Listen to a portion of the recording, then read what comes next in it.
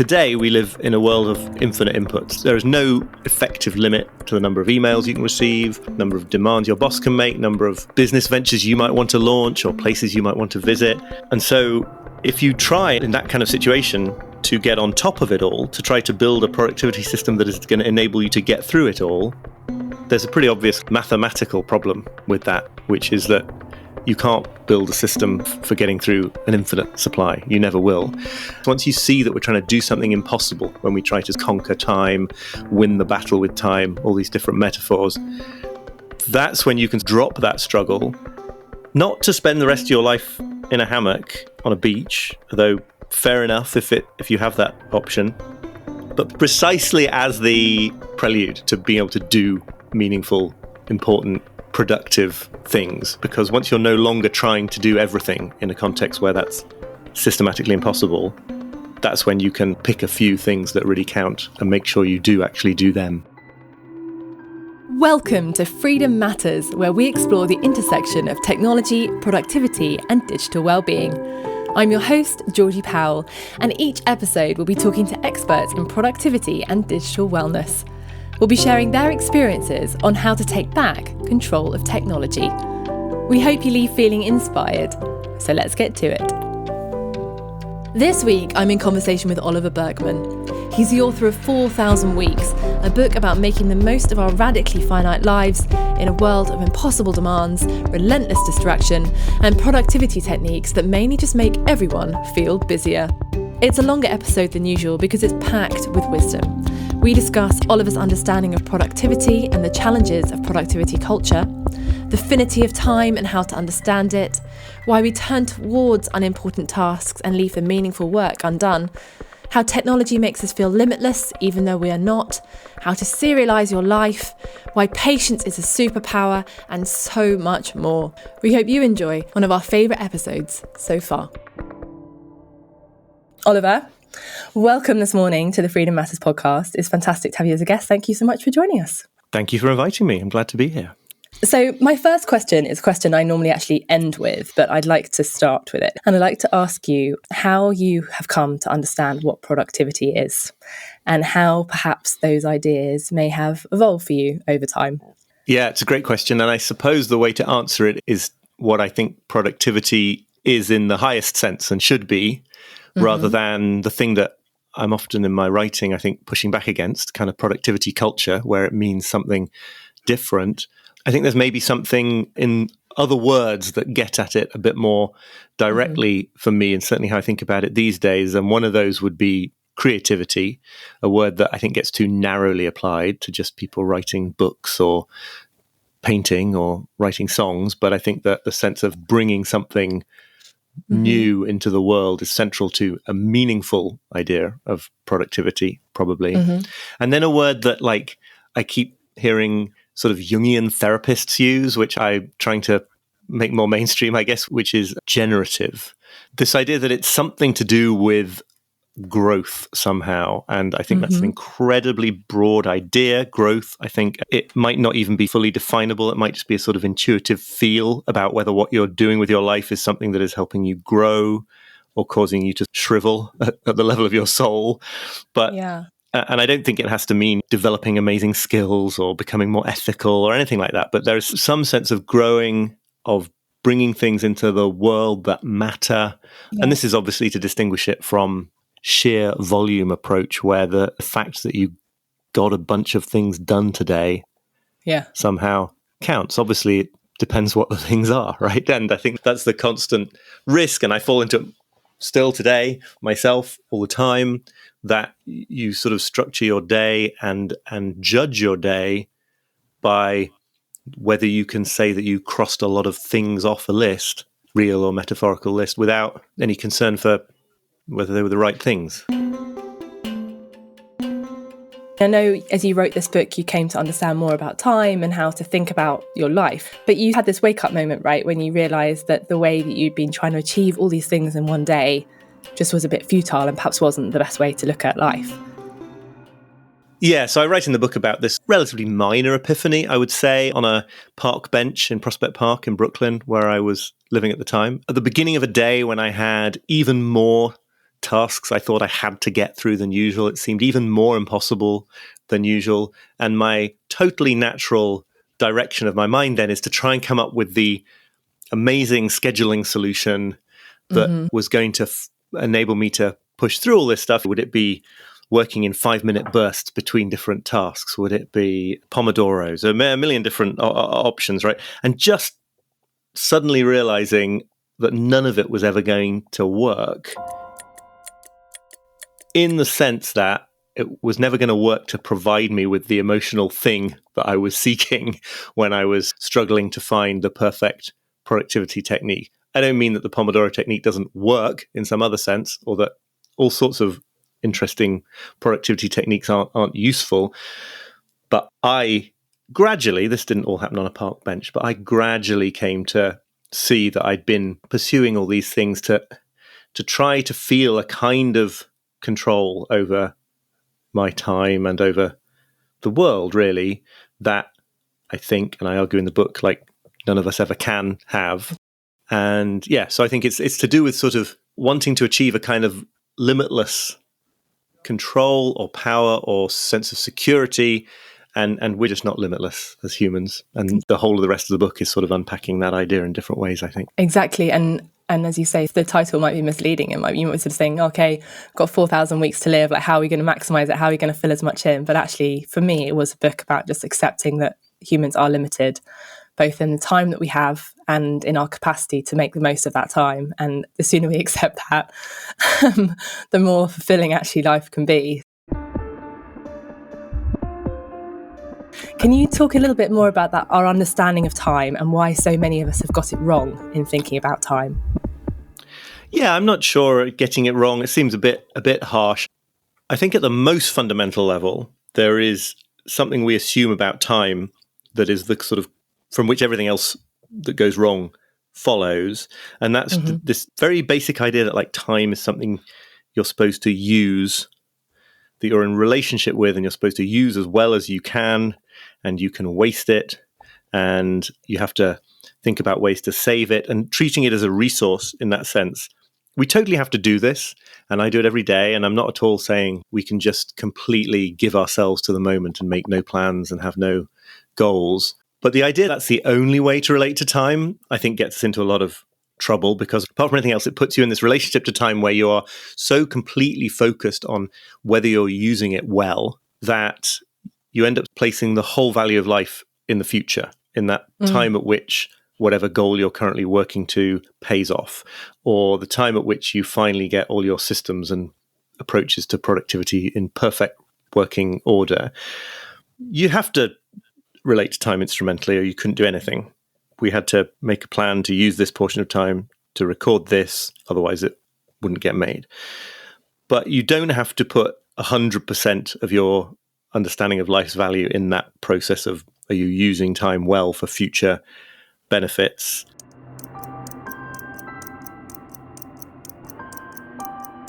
In the book, I talk about how if you'd asked an English medieval peasant the kind of questions that we discuss when we talk about productivity these days, they would have been meaningless, because you just didn't relate to time in that way. You didn't think about time as something that was separate from you, that you had to sort of maximize. You just lived in time and the rhythms of the natural world that would have dictated so much of people's work back then, just lent a shape to your life. There wasn't this weird separation between you and time. And I would also then add, specifically today, we live in a world of, as I've called it, infinite inputs. There is no effective limit to the number of emails you can receive, number of demands your boss can make, number of business ventures you might want to launch or places you might want to visit. And so if you try in that kind of situation to get on top of it all, to try to build a productivity system that is going to enable you to get through it all, there's a pretty obvious mathematical problem with that, which is that you can't build a system for getting through an infinite supply. You never will. And all that actually happens when you make a system like your personal life more efficient in that way usually is that it just fills with more and more stuff, and you end up with more work and more emails, and you feel more obligations. So I think this basic message of the book, I hope, is to say, once you see this, once you see that we're trying to do something impossible, when we try to sort of conquer time, win the battle with time, all these different metaphors, that's when you can drop that struggle, not to spend the rest of your life in a hammock on a beach, although fair enough if you have that option, but precisely as the prelude to being able to do meaningful, important, productive things, right? Because once you're no longer trying to do everything in a context where that's systematically impossible, that's when you can pick a few things that really count and make sure you do actually do them. And just surrender into that. And we'll come back to that a bit more at the end. I want to talk about these solutions and how you decide that and how you move into understanding what to pick and what to drop. But before that, I wanted to understand more about the factors that had led us to see time as a resource in this way. Is it that our lives are becoming separate from the cadence of nature, or is pervasive technology more to blame? I think it's just a huge number of different forces and causes, and I certainly don't try in the book to sort of isolate one or two and say it's really them. I think sheer technological things, the invention of the clock was an incredibly important part of this. Then economic forces, industrialization led to a requirement that time could be synchronized in mass ways, that everyone could show up at the same time for the shift in the mill that they needed to show up for. Then I think that sort of translates really in the 20th century, those ideas that have then been worked out in industry for efficiency in a mechanistic sense. And that gets applied to all the intellectual and knowledge work that we start doing, and then it's about how to be more efficient in your personal work and more efficient in your personal life. It's overdetermined, right? Like capitalism wants to do this to our time, and the technology we invent wants to do it to our time, and we as just humans want to do it to our time as well, because it is a form of, ultimately, just to get really deep, I suppose, is ultimately a form of avoiding the confrontation with mortality. The feeling that you can do everything with the time you have, and do anything and everything, is basically equivalent to the feeling that you get to live forever. And to be sort of infinite with respect to time would be a wonderful thing, because then we wouldn't have to face the real truth, which is that we're very, very, very finite and don't get very much of it and don't get all that much control over the bit that we do get. So I don't think something new going on when you read about and talk to 24-year-olds who are experiencing burnout, which used to be the preserve of 50-somethings. But I think it's something coming to a head, right? It's things that already existed reaching a sort of point at which more and more of us are like, okay, this can't go on. The question goes on, though, because it's not just how we perceive time that is the problem, but also how we choose to fill that time. In his book, Oliver talks about how, in our overwhelm, we are often choosing easy tasks over the meaningful ones. And that's because the meaningful ones are hard. They may evoke emotional vulnerability, leave us feeling bored, or force us to confront our limits. I asked Oliver to discuss this a little more. Yeah, absolutely. I think there's sort of two ways into this. One is to say, why does it feel so good to do the unimportant stuff, or relatively good? And then the other is, why does it feel so difficult and unpleasant to do the important stuff, as you mentioned? So just quickly on the first one, as we've been speaking about, right, in this position of feeling inundated and overwhelmed, then there's a really strong desire to clear the decks, to feel like you have a handle on everything, and also a sort of socially reinforced idea that busy people are doing the right thing because they're getting through stuff at a faster rate than others. And in that context, there's a very strong set of reasons why spending your day doing 200 little things that aren't very important, but at the end of the day, you get to feel virtuous and satisfied that you got through them. It's obvious why that would be so rewarding in a shallow sense. And I still totally feel that, despite having gone on this long journey with productivity and time. It's like it's totally there. But I think maybe even the more interesting part is why it feels so difficult to do the things that we thought we really wanted to do and do really want to do. But then when the moment comes, it's much more pleasant to give in to distractions. And in that sense, distractions could be aimlessly scrolling through social media, or distractions could be seemingly very important tasks, but just not the most important tasks. The basic reason is just that things that matter bring us up against our limits. It's not a coincidence. that these things that we care about are the ones that are difficult to do because the stakes are high. Because if you're beginning a piece of writing, say, just to use an example from my work, you don't know for sure that you've got the talent to make it work. You don't know for sure that you've got the ability to do it by the deadline, if there's a deadline. You don't know for sure that other people are going to praise it. And yet it really matters to you that all those things happen. So you're in this kind of scary situation, and it's not within your control to be sure that they will happen. That's a recipe for feeling various different kinds of negative emotion that it's much more easy to escape from than to go into. And I think even boredom, we talk about boredom as if it's a sort of absence of feeling, but it really isn't. I think if you sort of think about a time, either as an adult or as a child, when you experienced intense boredom, it was intense, right? I mean, it's a sort of an aggressive feeling that, arises, I think, from not being able to dictate the pace at which something unfolds, or to dictate the fact that it should always feel happy to be doing it or inspiring at every moment, and nothing worth doing is. So, all these emotions are just like, they're totally par for the course with interesting, important, creative stuff. And they're totally the kind of thing we want to avoid if we possibly can.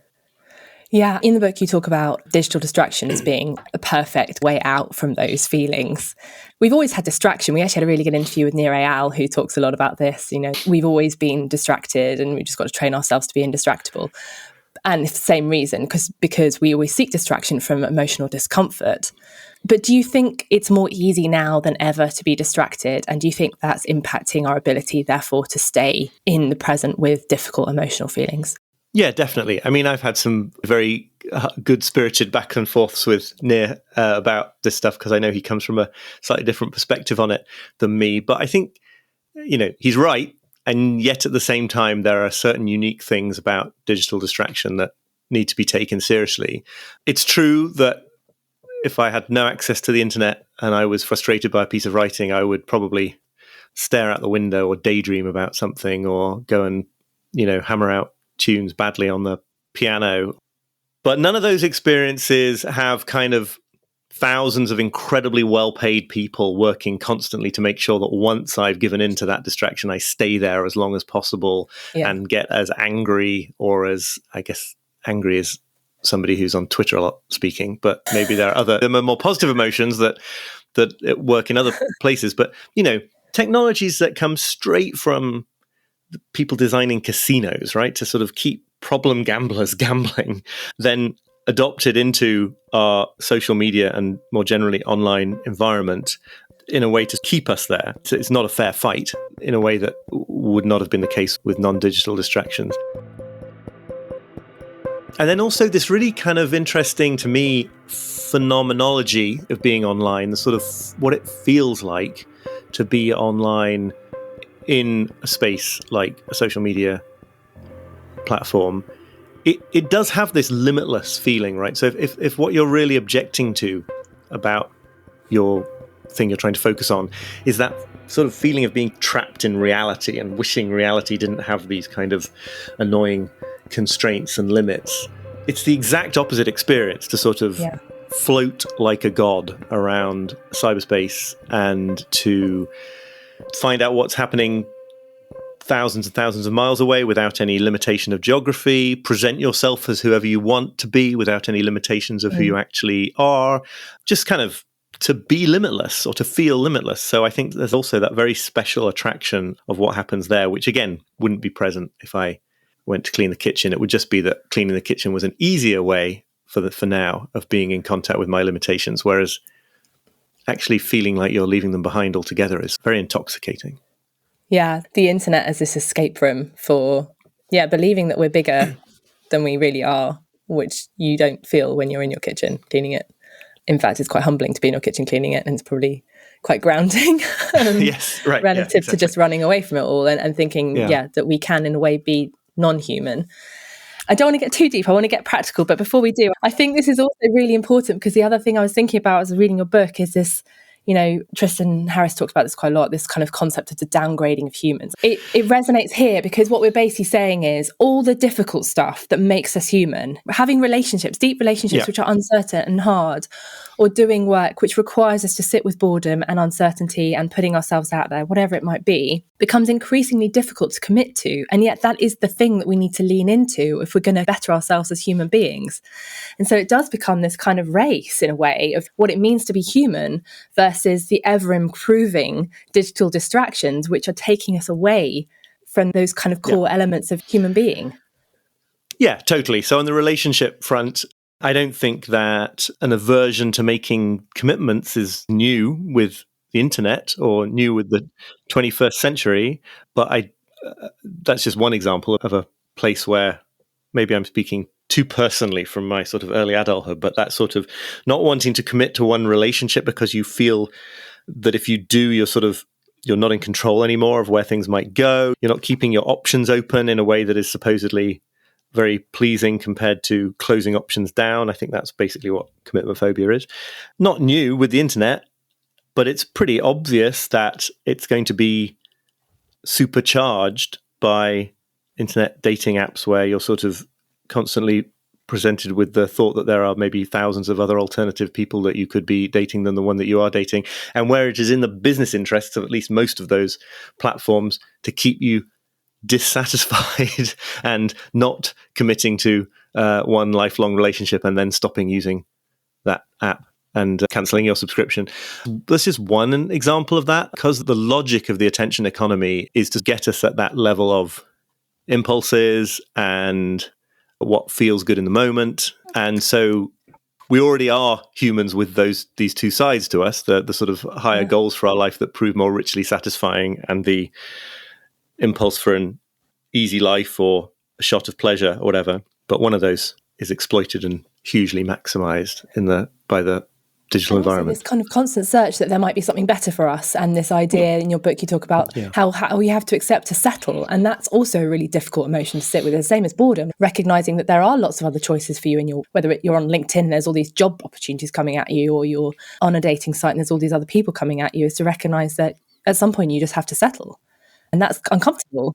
It is uncomfortable, although I think when you see what's going on here, it's actually weirdly liberating, right? Because lots of these things that we think are very bad to do, of which settling is one, and there are parallel examples in other domains of life throughout the book, that they're bad things to do so long as you think there's any alternative, right? So the same goes for like fear of missing out when it comes to your social life. If you think there's a sense that you might find a completely perfect situation in terms of your relationship or where you live or your job, anything like that, it's really tormenting to feel that you're not there yet. Once you see that is off the table, that it's in conflict with the very nature of who we are as humans, that you're definitely going to be missing out on most enjoyable experiences you could be having at any one moment, and that's totally legitimate to want all the freedoms of singlehood and all the joys of commitment, but you definitely aren't going to have them both at the same time. Yeah. Once you see that you're trying to do something impossible, I think it's really freeing, because you don't need to beat yourself up for failing to do that, because nobody can do it. And it's the same with becoming so hyper productive and optimized that there's no limit to the number of tasks you could handle. Like, it's off the table for human beings. And I think once you get a little bit of a glimpse of that, it's a real relief, because it's just not going to happen, and so you don't need to worry about it. You're not going to do it all. So then what can you do? I know you've actually got some really practical advice on how to rethink work and how to prioritize and serialize what you're trying to achieve.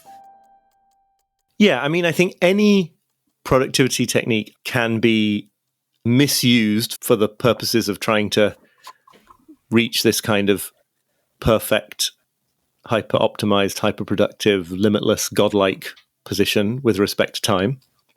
And probably almost all of them can be used in a much more healthy, limit-embracing way. But I do think there are certain specific general approaches that are more in tune with this idea of embracing our limits. One really obvious sort of family of ideas is anything that encourages you to do one thing at a time before moving on to the next one. And that can be on the level of individual tasks, right? It's just a sort of way of making sure that you're not literally attempting to multitask in ways that we know are impossible. Or it can be at the level of sort of major projects in your life. So I think it's very useful to figure out the major domains of your life. They might be work and family and health or whatever they might be, personal finances, and really try to only have one major goal that you're trying to achieve or thing that you're trying to change or skill that you're trying to develop in that domain at a time, and make all the other ones, all the other exciting ideas that you have, wait in line until one of these is completed. Obviously, people have different work situations. Your level of autonomy over your workflow is going to affect exactly how you do this, but anything that sort of serializes projects like that, I'm sure many people listening will be familiar with Kanban and Trello board approaches to managing tasks. It's kind of anxiety generating, right? Because it obliges you to say, here are like 30 things that all have a really legitimate claim on my urgent attention, but I'm going to not even try to do 27 of them today because I have faith that actually focusing on 3 of them and finishing those before moving on to the next is actually the best way to get through them all as rapidly as possible. But it means thinking like, oh God, I bet that person is really annoyed with me now that it's another day that I haven't replied to their email, or I'm really worried about what will happen to my work for this client if I'm 2 days late for the deadline, or all those different thoughts. But it's essential, because if you've got more than you can do in a day, it's essential to impose those kind of limits on what you're going to try and do in one of those days. Yeah, and I think you make the point about how when you've got multiple tasks in parallel, what will happen is you just do all the easy bits on all of them. Right, yes, exactly. We all know that multitasking is something to be avoided, or maybe more specifically that most of the time when you think you're multitasking, you're actually not multitasking, but just very rapidly switching between tasks and then imposing a lot of costs psychologically and in terms of energy with that switching. I think the other problem that comes into focus when you look at it all through this lens of embracing your limits is, if you have 8 big projects on your plate, it's tempting to try and touch each one of them today, because then you feel like you've got a finger in every pie, you're taking care of business, you're in charge, so you're like the air traffic controller of your work. But actually what really happens is, the moment any one of them gets difficult, the moment you get to the point in any of those projects where like good stuff happens because you are up against your limits and it is getting challenging, you just bounce off to another one of the projects. So you can keep going round in a circle, effectively, feeling like you're doing stuff that matters on all of them, but never actually pushing yourself through the hour of hard thought that was required to make a specific article work out, or whatever. Again, I'm just picking examples from my own work. One final concept from the book, which I wanted Oliver to discuss, was the presence or loss of patience. Why exactly have we become so impatient? I think this is another manifestation of this desire that we have in some way to escape our limited situation, to gain a kind of control over the world and over time that we don't actually have any right to expect. And in the case of patience, it's largely to do with speed, right? It's to do with this idea that things take a certain amount of time. And impatience is the kind of experience of frustration at realizing that actually it can't be made to go as fast as you want it to go, or as fast as you think it needs to be able to go in order for you to meet your deadlines and feel in control of your time. I go into some depth in the book about the example of reading, because I think it's very illuminating. Lots and lots of people now say they don't have any time to read. I've said it. And I think that largely that's not quite true. I'm sure there are a few people who literally don't have 20 minutes on any day of the week to sit down with a book. But I think the more common experience is that people do that, and then they find they can't read in that time because their minds are racing too fast. They don't want to slow down to the speed that reading requires, because to read almost anything, certainly novels, you don't get to decide how fast it's going to take. The book imposes something of its own tempo on that experience, and you have to be willing to slow down to it. And I think that does get a lot harder in a technological environment where so much has been sped up, obviously, because the things that remain in life that can't be sped up become, by comparison, becomes more unpleasant. I also write about this weird thing. I mean, it's quite strange when you think about it, that it is more aggravating to wait 2 minutes for food to cook in the microwave than 2 hours for it to cook in the oven, or 8 seconds for a slow loading web page to load, than to just receive the same information in the post 3 days later or something. I think broadly what's going on there is just that these technologies take us to the cusp. They take us to the brink of feeling limitless, right? It's very easy to believe in a world with microwaves that you might be able to have hot food instantaneously by clicking your fingers, and therefore all the more frustrating that there's still that 2 minutes you have to wait. And the same with the slow loading web page, right? It feels like everything ought to happen in no time at all, and therefore every extra second beyond no time at all is just enraging. And yet I think that for a lot of what meaningfully counts as productivity, you do a lot better if you can understand patience, in the modern world anyway, as a kind of subversive power, right? It's a way of resisting the cultural pressure to do everything as fast as possible. And I think that in all sorts of contexts can give you an edge, right? Just to get a bit more cynical about it, I think in a work situation, if you can learn to tolerate the discomfort that comes with spending an hour just pondering a piece of writing before you start writing it, you just do a better job. I think you'll do better in your work professionally by being able to resist that hurry. Yeah, let it percolate. Very, very valuable. Okay, just to finish off, is just to summarize, if you had to give one piece of advice to our audience, what would you say it should be? Yeah, I guess it would be to try to think a little bit differently about experiences of discomfort, and to think, okay, if I made a plan for the next few hours that really I felt was in tune with my highest values and the things I want to do, and then I were to sit down and start trying to implement it, and I were to feel some form of discomfort, impatience, boredom, fear of failure, is there a way that I could relate to that discomfort other than running away from it into distraction? Is there a way that I could just hang out with the discomfort, keep going a little bit, see what happens to the discomfort? I'm not talking about fighting and trying to eradicate intense negative emotions, or staying in a job, let alone a relationship that you really think is terrible for you. None of that. But the sort of mild discomfort that comes from just being a human who is limited but capable of conceiving of limitless things, and running into those limitations all the time, and feeling the discomfort of them. Is there a way that you could just let that discomfort flow through you a bit and keep going with the plan that you made, instead of being thrown off course the moment it feels a little bit unpleasant? And I think that's a superpower. I think that on the days when I manage that, not only do I accomplish far more value, but ultimately they are just more satisfying days, even though they featured a bit of that discomfort. So I think that's one thing to bear in mind. Oliver, thank you so much for joining us today on the Freedom Matters podcast. It's been fantastic to have you on the show. We're really grateful for joining us. Thank you. It's been a pleasure. Thank you for joining us on Freedom Matters. If you like what you hear, then subscribe on your favourite platform. And until next time, we wish you happy, healthy, and productive days.